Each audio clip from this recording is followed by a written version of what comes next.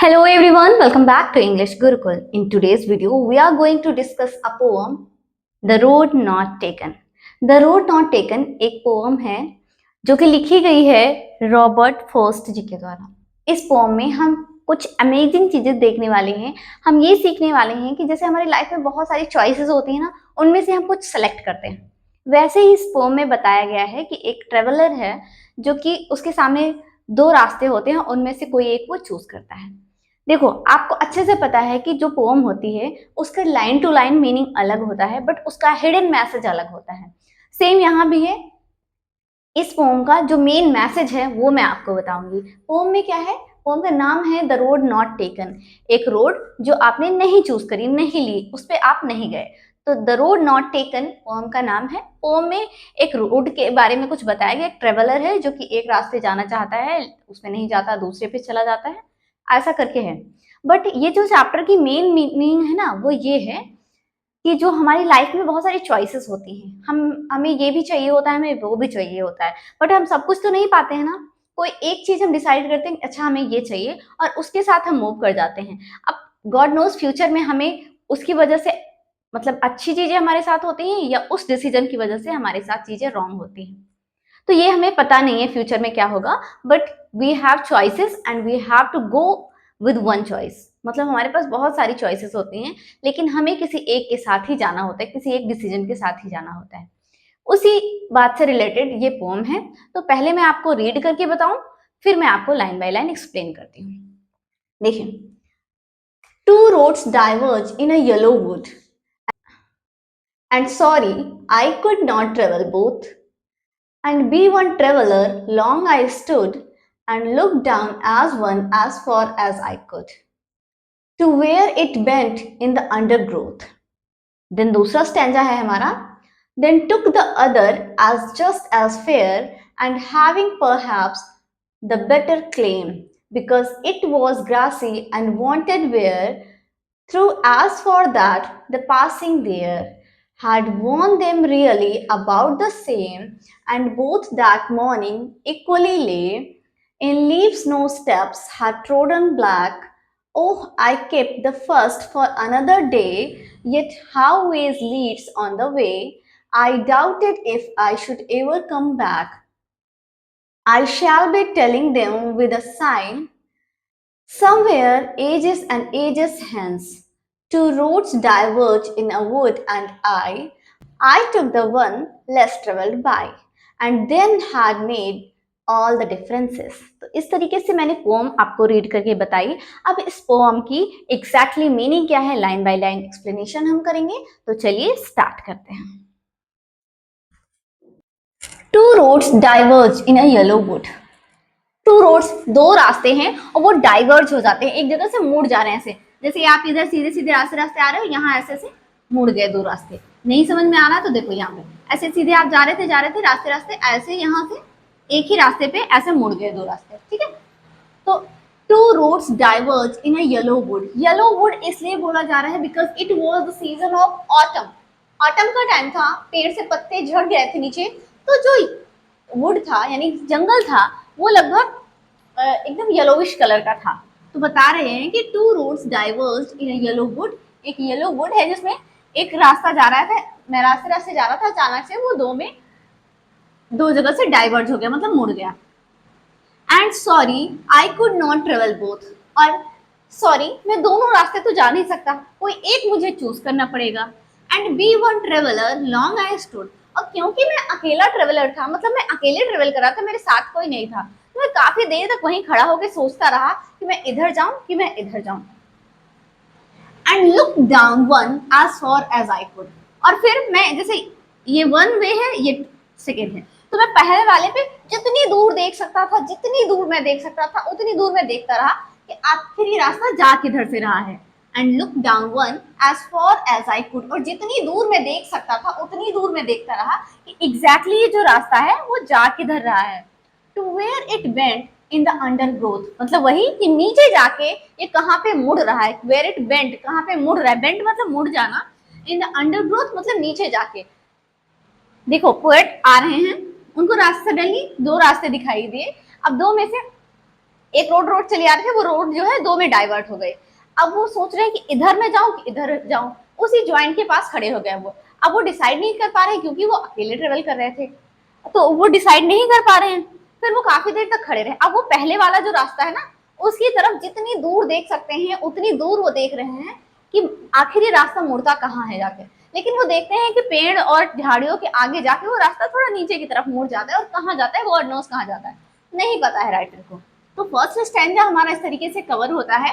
और first stanza का अगर हम टोटल मीनिंग देखें तो इसका मीनिंग ये है कि हमारी लाइफ में हमारे पास मल्टीपल चॉइसेस होती हैं, और उनमें से हमें कोई एक चूज करना पड़ता है। जहां जैसे अभी ये जो ट्रेवलर है इनके पास दो रास्ते हैं, तो दो में से कोई किसी एक रास्ते पे जाना है। वैसे ही हमारे पास चॉइसेस होती हैं, उनमें से हमें कोई एक चॉइस के साथ जाना होता है, किसी एक डिसीजन के साथ जाना होता है। ठीक है, आगे बढ़ते हैं सेकंड स्टेंजा पे। Then took the other as just as fair. पहले तो अभी वो पहले वाले रास्ते को देख रहे थे, उसके बाद क्या किया, इन्होंने दूसरे वाले रास्ते को देखना स्टार्ट किया। Then took the other as just as fair. अब वो दूसरे वाले रास्ते पे देख रहे हैं कि वो वाला भी बिल्कुल फेयर था। मतलब पहले वाला तो थोड़ा ऐसा चला चला सा लग रहा था, ऐसा लग रहा था कुछ लोग इस रास्ते से गए हैं, पैरों के निशान बने हैं लोगों के। लेकिन दूसरा वाला रास्ता जो है वो बिल्कुल एकदम क्लीन था, एकदम फेयर था। And having perhaps the better claim. और शायद ये जो दूसरा वाला रास्ता है ना, ये पहले वाले रास्ते से ज्यादा बेटर है। मीन्स ज्यादा बेटर क्यों है, क्योंकि वहां पे कई लोग गए हैं, कई लोगों के चलने के निशान है, बट दूसरे वाले रास्ते पे ज्यादा लोग चल के नहीं गए हैं। Because it was grassy and wanted wear. अब बिकॉज इसलिए क्योंकि ये वाला रास्ता जो है सेकेंड नंबर वाला काफी ग्रासी है। ग्रासी मतलब वहां पे घास उगी हुई है। एंड वॉन्टेड वियर, और उसके ऊपर मतलब कोई पैर रख के गया नहीं, बिल्कुल वैसे ही पत्तों से ढकी हुई रास्ता है। तो उसकी बात बता रहे हैं। Through as for that the passing there had worn them really about the same. Through as for that the passing there. अब जितनी देर वो पोएट वहां पे खड़े हैं, देख रहे हैं दोनों रास्ते को, तो टाइम जैसे जैसे बीतता है उन्हें फील हो रहा है कि warn them really about the same। उनको ये महसूस हो रहा है कि दोनों रास्ते तो बिल्कुल सेम टू सेम है, मैं इसमें जाऊं कि इसमें जाऊं। The poet is very confused here. In the second stanza writer is very confused कि मैं फर्स्ट से जाऊं कि दूसरे से जाऊं। पहले में वो बता रहे हैं कि ऐसा लग रहा है कि रास्ते पहले रास्ते तो बहुत लोग गए हैं, लेकिन दूसरे वाले रास्ते से ज्यादा लोग गए नहीं, काफी ग्रासी सा है, लीव्स वैसे के वैसे पड़े हैं। तो ये कंफ्यूज हो रहे हैं कि मैं इससे जाऊं कि इससे जाऊं, दोनों रास्ते तो बिल्कुल सेम टू सेम है। मतलब जब हमारे पास बहुत सारी चॉइसेस होती है, मान लीजिए आपकी कोई जॉब लग गई, आपकी 3 जॉब एक साथ लगी, अब 3 चॉइसेस हैं आपके पास, इसमें जाए इसमें जाए इसमें जाए। आपको किसी एक के साथ जाना है, किसी एक को चूज करना है। तीनों में तो एक साथ जा नहीं सकते क्योंकि आप तो अकेले हो, आपको तीनों में से किसी एक को चूज करना पड़ेगा। अब एक को आप तो अच्छा समझ के ही चूज करते हो, लेकिन इन फ्यूचर क्या है, आपके साथ चीजें अच्छी होती हैं या आपके डिसीजन का इफेक्ट बैड होता है, वो तो फ्यूचर बताएगा, लेकिन उस समय तो डिसीजन आपको ही लेना होता है ना। तो वही यहाँ पे बताया जा रहा है कि इस टाइम पे जो पर्सन है, यानी कि जो पोएट है, वो काफी कंफ्यूज हैं कि वो फर्स्ट वाले रास्ते से जाए कि सेकंड वाले रास्ते से जाए। ठीक है, मैंने 2 स्टैंजा आपको बता दी है, आई होप कि समझ में आया होगा। थर्ड पे मूव करते हैं। This is the third stanza from here to here. And both that morning equally lay. और उस मॉर्निंग मतलब writer was waiting there till night and in the morning he saw that both that morning equally lay. मतलब दोनों रास्ते बिल्कुल same to same थे। Equally lay मतलब बिल्कुल वैसे ही थे, ना तो कोई वहां पे ऐसा फील ही नहीं हो रहा था कि उस रास्तों से कोई गया है। In leaves no step had trodden black. जो लीव्स, जो पत्ते पड़े थे, उनके ऊपर एक भी पैर नहीं पड़े थे। ऐसा देखो, जनरली क्या होता है, पेड़ से पत्ते गिर जाते हैं, उनके ऊपर हम लोग चलते हैं तो पत्ते टूट जाते हैं, सूखे पत्ते होते हैं टूट जाते हैं। लेकिन इस रास्ते में जितने भी लीव्स पड़े हैं उनपे नो स्टेप्स। स्टेप मतलब पैर होता है, पैर, एक भी स्टेप उसमें नहीं है। Had trodden black. ट्रोडन मतलब तोड़ दिया है, ब्लैक उनको काला, काले कलर के निशान होते हैं ना, पैरों के निशान पड़ जाते हैं। तो कह रहे हैं राइटर कि किसी भी रास्ते कोई भी पैरों के निशान नहीं है। Oh, I kept the first for another day. अब वो कह रहे हैं अगले दिन मैं ही होऊंगा जो पहला कदम वहां रखूंगा। 2 रास्ते, वेरी कंफ्यूज, राइटर बहुत कंफ्यूज है। अब उनको दो में से कोई एक चूज करना है, उनको दोनों रास्ते सेम टू सेम लग रहे हैं। अगले दिन वो देखते हैं कि दोनों रास्ते हैं तो बिल्कुल सेम, और दोनों में वैसे ही लीव्स पड़े हुए हैं, बिल्कुल ऐसा लग रहा है कोई नहीं चल के गया है। तो राइटर कह रहे हैं कि कि मैं वो फर्स्ट होऊंगा जो दूसरे अगले दिन, मतलब रात भर वो वेट करते हैं, अगले दिन मैं वो फर्स्ट पर्सन होऊंगा, जो उस रास्ते से जाएगा। तो ये अपने आप को सोच रहे हैं कि आई kept the first for another day, अगले दिन मैं ही होऊंगा जो फर्स्ट स्टेप उस रास्ते पे रखूंगा। Yet how way Leeds on the way, still इनको पता नहीं है कि आगे जाके वो रास्ता कहाँ जाएगा। जैसे कि हम जब चीजों को चूज करते हैं तो हमें नहीं पता होता है कि फ्यूचर में वो हमारे लिए कैसा होगा, पॉजिटिव होगा या नेगेटिव होगा, बट फिर भी हम डिसीजन लेते हैं ना। तो वैसे ही राइटर कह रहे हैं कि वो एक एक रास्ते जाएंगे तो, बट वो कौन सा होगा इन्हें नहीं पता, फ्यूचर में उसके साथ क्या क्या होगा। मतलब ये हाउ वे लीड्स, वे मतलब रास्ता, लीड्स मतलब आपको ले जाएगा, ऑन द वे पूरे रास्ते आप कैसे जाओगे आपको नहीं पता है, आपको दो में से चूज करना है कि आप जाओगे कैसे। आई doubted if I should ever come back, अब इनको डाउट है इस बात पे कि शायद ही अगर ये पहले रास्ते पे गए तो शायद ही कभी वापस आ पाए, या फिर दूसरे पे गए तब भी शायद ही कभी वापस आ जाए। मतलब अगर हम एक डिसीजन लेते हैं तो बहुत रेयर चांसेस होते हैं कि हम दोबारा उससे पीछे आके दूसरे साइड जा सकें। अगर हम एक चीज डिसाइड कर लेते हैं उसके साथ हम आगे बढ़ जाते हैं तो उसके कॉन्सिक्वेंस आगे होते हैं फ्यूचर में, जो भी होते हैं पॉजिटिव निगेटिव कुछ भी हो सकते हैं। लेकिन आप ये सोचो कि बहुत आगे फ्यूचर में जाके आप पीछे आ जाओ फिर से यहीं से स्टार्ट करो, तो इट कुड नेवर हैपन, ये कभी हो ही नहीं सकता कि आप उतने आगे जाके फिर से पीछे आके फिर से जीरो से स्टार्ट करो। और अगर होता भी है तो it has rare chances to be succeed, बहुत कम चांसेस होते हैं कि एक वहां पे जाके आप फिर से आके स्टार्ट कर सको। तो वही पॉइंट कह रहे हैं कि आई डाउट, मुझे डाउट है, इफ आई इवर कम बैक, मैं शायद ही कभी वापस आ पाऊं इस रास्ते, क्योंकि वो सोच रहे ना मैं पहले रास्ते से चला जाऊं दूसरे वाले रास्ते से फिर कभी आ जाऊंगा। अब ये सोच रहे हैं कि मैं चला तो जाऊंगा लेकिन शायद ही मैं कभी दोबारा उस रास्ते वापस आ पाऊं। तो इस तरीके से ये हो गया थर्ड स्टैंजा। अब आते हैं फोर्थ पे। I shall be telling them with a sigh somewhere ages and ages hence. I shall be telling them with a sigh, मैं उन्हें एक आरामदायक सांस के साथ, मतलब शाई मतलब होता है रिलीफ, एक ठंडी जो सांस लेते हैं ना उसको कहते हैं रिलीफ। तो बोल रहे हैं कि शायद मैं लोगों को बताऊं, आई शैल बी टेलिंग, मैं उन्हें बताऊंगा विद अ शाई, एक रिलीफ की सांस लेके मैं बताऊंगा, somewhere ages and ages hence, मतलब बहुत टाइम बीत जाएगा। मान लीजिए आप अभी आपने कोई डिसीजन लिया, इसका फ्यूचर में क्या रिजल्ट होगा, फ्यूचर में आपके साथ जो भी आपकी फैमिली होगी आप उसके साथ डिस्कस करते हो ना कि उस दिन मैंने अगर ये डिसीजन ना लिया होता तो आज हम यहाँ ना होते, ऐसे करके बात करते हो ना। तो वही राइटर कह रहे हैं, तो वही पॉइंट बता रहे हैं हमारे, somewhere ages and ages hence, काफी टाइम बीत जाने के बाद हम, मैं जो हूँ ना अपनी फैमिली को बता रहा हूँ, two roads diverge in a wood and I, दो रोड है, दो रास्ते, एक जंगल में दो रास्ते डाइवर्ज हुए और उनमें से I took the one less travelled by, मैं उस रास्ते पर गया जिस रास्ते लोग कम चल के गए थे, और उसका रिजल्ट ये है कि आज मैं यहाँ हूँ।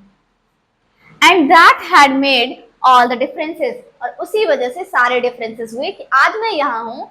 इसका मतलब ये है कि मैंने उस दिन वो रास्ता चुना था जिस पर कम लोग गए हैं, उसको नहीं चुना था जिस पर ज्यादा लोग गए हैं। ठीक है, तो इस तरीके से ये हमारी पोम होती है फिनिश। पोम का मैसेज आपको मैं समझाती हूँ। फर्स्ट वाली लाइन के थ्रू राइटर हमें, फर्स्ट वाली लाइन के थ्रू पोएट हमें ये बताना चाहते हैं कि हमारे पास ना दो चॉइसेस होती हैं। जैसे राइटर के पास है रोड जो है डाइवर्ज हुई येलो वुड में जाके, येलो वुड इसलिए कहा गया है क्योंकि ये ना ऑटम सीजन की बात करी जा रही है, और येलो वुड में ना आपका मेटाफर यूज हुआ है, पोएटिक डिवाइस मेटाफर यूज हुआ है क्योंकि वुड को ही येलो कर दिया गया। चलो पोएटिक डिवाइस नहीं बताऊंगी मैं आपको इस वीडियो में, मैं आपको इसमें राइमिंग स्कीम जरूर बता दूंगी, लेकिन राइमिंग स्कीम बताने से पहले मैं आपको एक बार समराइज कर दूंगी इस पोम में एग्जैक्टली है क्या। जो हमारे पोएट हैं एक जंगल के थ्रू जा रहे हैं, एक वुड के एक जंगल के थ्रू जा रहे हैं, वहां पे वो रोड अचानक से जाके दो में ट्रेवल बदल जाती है, दो रास्ते बन जाते हैं। अब राइटर को समझ नहीं आ रहा कि मैं फर्स्ट वन पे जाऊं कि सेकंड वन पे जाऊं। वो क्या करते हैं, देखते हैं, एक जगह रुक जाते हैं और देखते हैं कि पहले वाले रास्ते की तरफ देखते हैं, जितना दूर वो देख सकते हैं उतना दूर देखते हैं, और एंड में जाके उन्हें कुछ समझ में नहीं आता। मतलब पहले तो रोड सीधी जा रही होती है, आगे जाके उन्हें पता नहीं चलता कहाँ जा रही है। फिर दूसरे स्टैंजा में बताया जा रहा है कि अब वो दूसरी वाली रोड पे देखते हैं, दूसरी वाली रोड की तरफ देखते हैं तो उन्हें फील होता है कि ये रोड ना थोड़ी नीट एंड क्लीन सी लग रही है, मतलब इधर लोग कम गए हैं, ग्रास वगैरह है उस पर, कम लोग उस पर चल के गए हैं। तो अब राइटर जो है ना वेरी कंफ्यूज कि मैं इधर जाऊं कि इधर जाऊं। तो दूसरे वाले स्टैंजा में पोएट कंफ्यूज हैं, तो वो इस साइड जाए या फिर इस साइड जाए। अब वो वेट कर रहे हैं, ठीक है, वेट कर रहे हैं। अगली मॉर्निंग वो देखते हैं कि दोनों रास्ते उनको बिल्कुल सेम टू सेम लग रहे हैं। चाहे रास्ता, दो रोड डाइवर्ज हुई ना, फर्स्ट हो चाहे सेकंड हो, दोनों उसको सेम टू सेम लग रही हैं। अब वो किस पे जाएं, क्योंकि रात भर जो ट्रीज से लीफ वगैरह गिरी है, मॉर्निंग में एक भी निशान नहीं कि एक भी पर्सन उस रास्ते चल के गया हो। दोनों में से किसी भी रास्ते कोई भी नहीं चल के गया।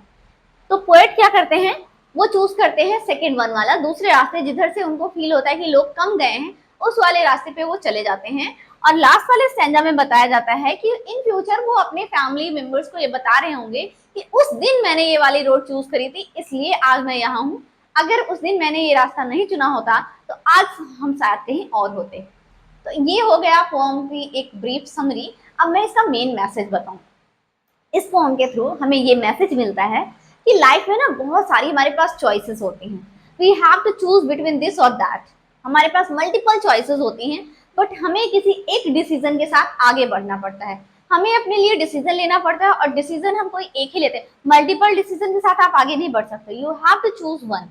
आपको कोई एक चीज डिसाइड करनी होती है, उसके थ्रू आप आगे बढ़ते हो। अब वो डिसीजन जो आपने लिया है वो राइट है, ये रॉन्ग है, ये तो फ्यूचर में जाके आपको पता चलेगा। अगर वो राइट है देन आपका फ्यूचर ब्राइट है, अगर वो रॉन्ग है तो आपका फ्यूचर जो है वो ब्राइट नहीं है, ठीक है। तो ये बताती है पोएम कि जब भी आप कोई चीज, कोई डिसीजन लो, कोई चॉइस बनाओ, तो हमेशा बी केयरफुल। आप वहां स्टे करो, रुको, सोचो अच्छे से उसके बारे में। जैसे राइटर थोड़ा रुक के, रात भर रुके, सोचे, फिर उन्होंने सुबह डिसाइड किया था कि मुझे रोड नंबर 2 पे जाना है, ठीक है, जब उन्हें दोनों रोड एक जैसी लग रही थी। बट आपको भी यही करना है, आपको भी वेट करना है। जब आपके पास मल्टीपल चॉइस हो ना, तो थोड़ा टाइम लीजिए, सोचिए, और अच्छे से सोच समझ के डिसीजन लीजिए, क्योंकि वो डिसीजन ना पूरे फ्यूचर को आपके अफेक्ट करेगा। अब आपका वो डिसीजन बताएगा कि आपका फ्यूचर कैसा होगा, आपका फ्यूचर ब्राइट होगा या डार्क होगा, आपके उस डिसीजन पे डिपेंड होगा, ठीक है। तो इस तरीके से तो मैंने आपको पोएम भी बता दी, पोएम का मैसेज भी बता दिया। अब मैं आपको सिखाती हूँ राइमिंग स्कीम निकालना। तो राइमिंग स्कीम हम ऐसे पता करते हैं।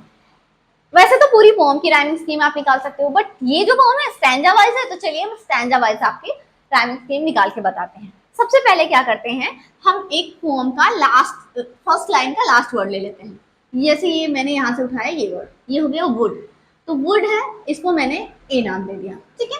सेम हम आते हैं सेकेंड लाइन लास्ट वर्ड देखते हैं, बोथ। इन दोनों की जो साउंड है मैच नहीं कर रही, वुड और बोथ अलग अलग साउंड कर रहे हैं, तो इसको हमने नाम दे दिया बी। फिर third line last word stood. अब ये देखो ऊपर से क्या इसकी साउंड मिल रही है, वुड स्टूड मिल रही है, बोथ और स्टूड ये दोनों आपस में नहीं मैच कर रहे हैं। वुड के साथ मैच कर रही है, तो हमने इसका नाम दे दिया ए, क्योंकि यहाँ वुड का नाम हमने ए दिया था। स्टूड भी वुड के जैसे साउंड कर रहा है, इसका भी नाम हमने ए दे दिया। अब देखो fourth line last word could, would stood could, sound एक जैसा है, इसको भी हमने ए नाम दे दिया। अब ग्रोथ, आप ध्यान से देखो तो बोथ और ग्रोथ दोनों सेम साउंड करते हैं, दैट्स व्हाई इसका नाम हम बी दे देते हैं। स्टैंजा की राइमिंग स्कीम हमारी क्या निकली, A B A A B. ये स्टैंजा 1 की हमारी राइमिंग स्कीम निकली। अब देखते हैं स्टैंजा 2 में। स्टैंजा वाइज बता रही हूँ मैं, अगर मैं पूरी पोएम को बता दी तो ए बी सी डी आगे बढ़ जाते हैं। अब हम स्टैंजा वाइज बता रहे हैं, तो स्टैंजा में हमारे 5 लाइन है, तो 5 लाइन ए बी में ही रह गई। आगे देखते हैं दूसरे स्टैंजा में। फर्स्ट वर्ड है फेयर, नाम दे दिया मैंने ए। ये फर्स्ट स्टैंजा मैंने खत्म कर दिया, अब सेकंड स्टैंजा मैं बता रही हूँ। अगर आप पूरी पोएम को लेके चलो तो इसका नाम हम ए ना देके सी देंगे, क्योंकि इनसे मैच नहीं कर रहा है, ठीक है। चलो मैं पूरी पोएम का आपको बताती हूँ सीधे। इसका नाम मैंने दिया सी। फेयर, क्लेम मैच नहीं कर रहा है, इसको मैंने नाम दे दिया डी। वेयर, फेयर और वेयर मैच कर रहे हैं ना ये दोनों, इसको मैंने नाम दिया C. Fair, where and there same sound, C sound, इसको सी नाम दे दिया मैंने। अब देखो क्लेम और सेम ये दोनों मैच कर रहे हैं, तो इसका नाम मैंने डी दे दिया। दूसरी राइमिंग स्कीम हमारी निकली सी डी सी सी डी। आप देखो B A B, C D C C D, दोनों rhyming scheme same to same है। देखो ये वाला ही राइमिंग स्कीम इसमें भी रिपीट हो रहा है। तो अगर आपसे ब्रीफली पूछा जाए कि इसकी राइमिंग स्कीम क्या है, तो आप कहोगे स्टैंजा वाइज ये वाली राइमिंग स्कीम फॉलो करती है ए बी ए बी, ऐसे बताओगे। Stanza wise this poem follow the rhyming scheme A B A B, ठीक है, क्योंकि सभी आप देखोगे, आगे भी देखोगे, अभी सेम टू सेम आएगा सब में। सी वाला इसको देख लेते हैं, थर्ड स्टैंजा। देखो लास्ट वर्ड है ले, मैंने यहाँ दे दिया, यहाँ ई नाम दे दिया। ब्लैक, इसको हमने नाम दिया एफ, क्योंकि दोनों की साउंड सेम नहीं है। ले और डे सेम साउंड, ई नाम दे दिया। वे सेम साउंड, ई नाम दे दिया। फिर बैक, ब्लैक और बैक, एफ साउंड है इसका। E F E E F, देखो E F E E F. I hope कि दिख रहा होगा, अगर नहीं दिख रहा है तो देखो मैं स्क्रीन पे लगा देती हूँ ई एफ ई ई एफ, और अगर दिख रहा है तो ठीक है। अब मैच कर लो, ए बी था इसमें, E F E E F, same rhyming scheme आ गई इधर भी।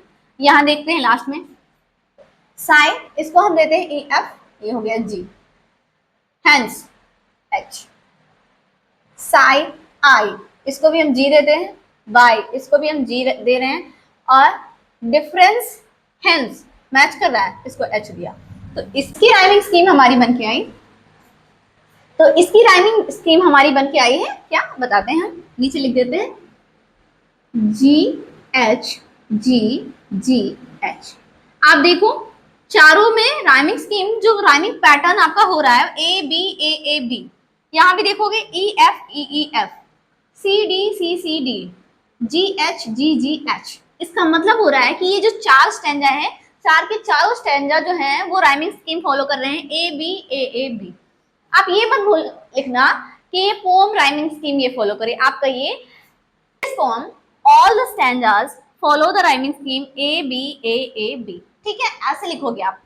और या फिर अगर पूरी पोम का देना चाहो तो फिर आप बताओगे A B, C D, E F, G H. लेकिन जब आप सीनियर क्लासेस में पहुंचने लगते हो ना, तो आप स्टैंजा वाइज बताते हो that first stanza follow the scheme this, second stanza follow the rhyming scheme this. और क्योंकि ये जो पोम है इसके सभी स्टैंजास एक ही पैटर्न फॉलो कर रहे हैं, तो आप कहिए this poem all the stanzas follows the rhyming scheme A B B, ठीक है। इस तरीके से मैंने पोम भी बता दी आपको, राइमिंग स्कीम भी बता दी। आई होप कि आपको समझ में आए होंगे। आज के लिए बस इतना ही। वीडियो अच्छा लगा है तो प्लीज वीडियो को लाइक जरूर करें। चैनल पे पहली बार विजिट कर रहे हैं तो चैनल को सब्सक्राइब करें, इसे ज्यादा से ज्यादा शेयर करें अपने फ्रेंड्स और फैमिली के साथ। मिलते हैं हमारे नेक्स्ट वीडियो में, टिल देन बाय बाय।